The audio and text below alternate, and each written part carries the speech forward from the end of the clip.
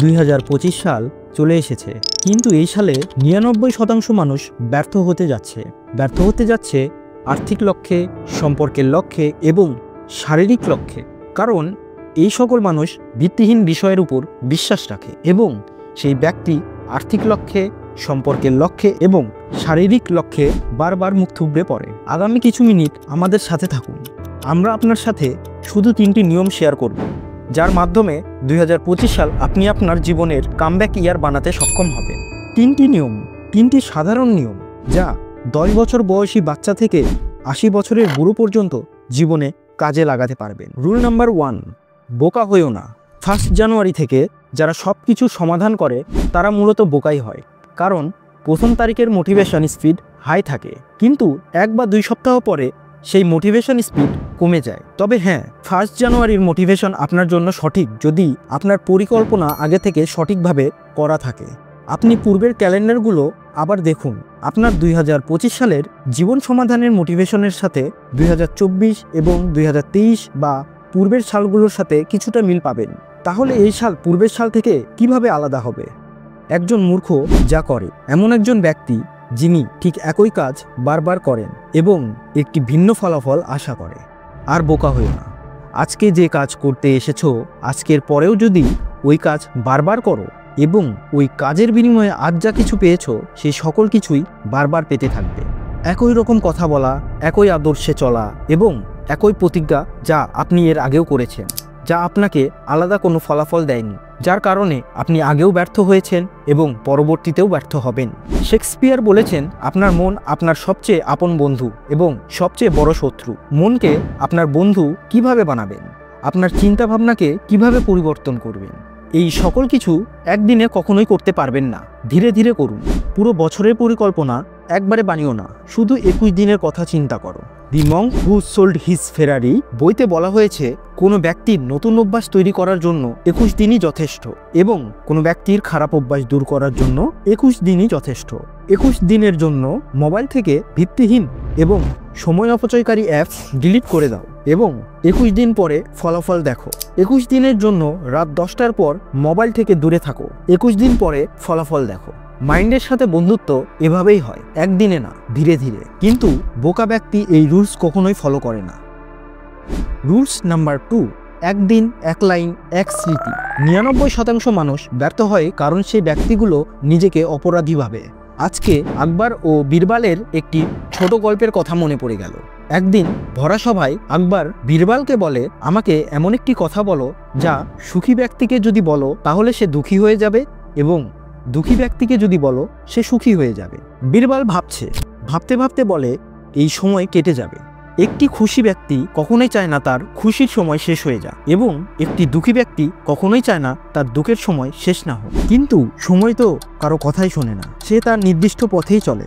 2024 সাল আপনার জন্য খারাপ সময় ছিল, তাহলে আপনি একা না, আপনার মতো হাজারো মানুষ এই খারাপ সময়ে সাক্ষী হয়ে আছে। কিন্তু মনে রাখবেন, কোনো সাল ভালো বা খারাপ হয় না, কোনো মাস ভালো বা খারাপ হয় না, কোনো দিন ভালো বা খারাপ হয় না, কারণ ভালো বা খারাপ আমাদের মুহূর্তগুলো হয় এবং আমরা আমাদের জীবনের মুহূর্তগুলো শুধু মনে রাখি, আর সেটা ভালো হোক বা খারাপ। ভাবুন, আপনার জীবনের সুন্দর মুহূর্ত কোনটা ছিল? যেদিন প্রথম সাইকেল চালানো শিখেছিলেন, নাকি যেদিন আপনার জীবনে প্রথম ভালোবাসা অনুভব হয়েছিল, বা যেদিন আপনি প্রথম স্যালারি পেয়েছিলেন?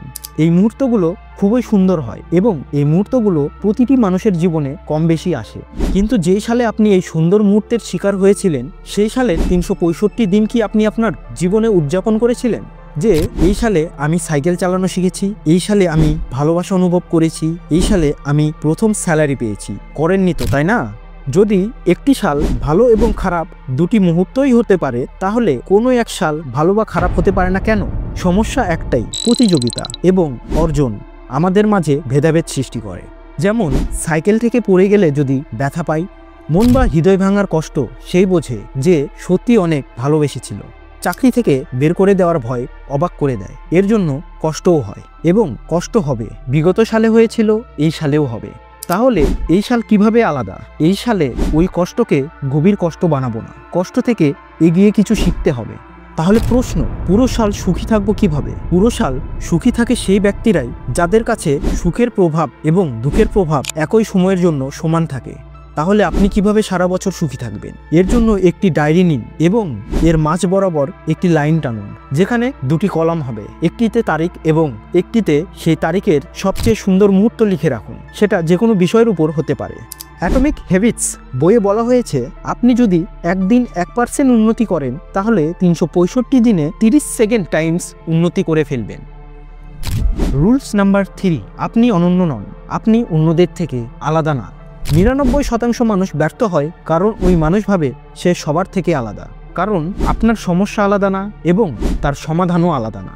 আপনি যদিও এই ভিডিওতে ক্লিক করেছেন, এতক্ষণ সময় ধরে এই ভিডিওটি দেখছেন, তাহলে আপনি 99% এর ব্যক্তি না। আপনি সেই 1% ব্যক্তি, যে ব্যক্তি তার জীবনে ভালো কিছু অর্জন করতে চায়। তাহলে আপনাকে কি করতে হবে? আপনি আপনার সেনপাইন খুঁজুন। জাপানি ভাষাতে সেনপাইন মানে বড় ভাই, এমন কোনো ব্যক্তি যে আপনার পথে 2 ধাপ উপরে রয়েছে। আপনি যে কোনো সমস্যাতেই থাকুন না কেন, জগতে এমন কেউ না কেউ তো আছে যে ওই একই সমস্যা থেকে উঠে এসেছে। আপনি আলাদা না, আপনার সমস্যা আলাদা না এবং এর সমাধানও আলাদা না। এমন কেউ না কেউ আছে যার কাছে সেই সমস্যার সমাধান রয়েছে। আপনার কাজ ওই সমাধান খোঁজা না, আপনার কাজ ওই সমস্যা সমাধানের নির্দেশনার জন্য সঠিক ব্যক্তিকে খোঁজা। জীবনে কিছু মুহূর্ত আসে যেখানে সাদা এবং কালো একসাথে মিলন হয়। মহাবিশ্বের এটাই নিয়ম। অনেক জায়গায় উজ্জ্বল তারা দেখা যায়, আবার অনেক জায়গায় ধূসর কালো রাতের কবলে পড়তে হয়। আপনি পূর্বের সালে যা চেয়েছেন এবং যা দেখেছেন, যে কারণে কষ্ট পেয়েছেন, ওই সব কিছু আপনার জন্য অন্ধকার সময় ছিল। ওই সব অন্ধকার সময় এই ভিডিও দেখতে দেখতে শেষ হতে যাচ্ছে। আপনার জীবনে নতুন কিছু হতে যাচ্ছে। এটা আমি বলছি এর জন্য না, এটা আমার বিশ্বাস। কারণ ইন্টারনেটের এই ভিড়ে এই ভিডিও আপনার কাছে পৌঁছানো কোনো কাকতালীয় না। আপনি এখনও ভিডিওটি দেখছেন মানে আপনার জন্য এটাই প্রাপ্য। এই সালে শুধু এই 3টি জিনিস মনে রাখুন, কারণ এই সালে 99% মানুষ ব্যর্থ হতে যাচ্ছে। কিন্তু আপনি ওই 99% মানুষ না, আপনি সেই 1% মানুষ যার জন্য এই 2025 সাল আলাদা হবে।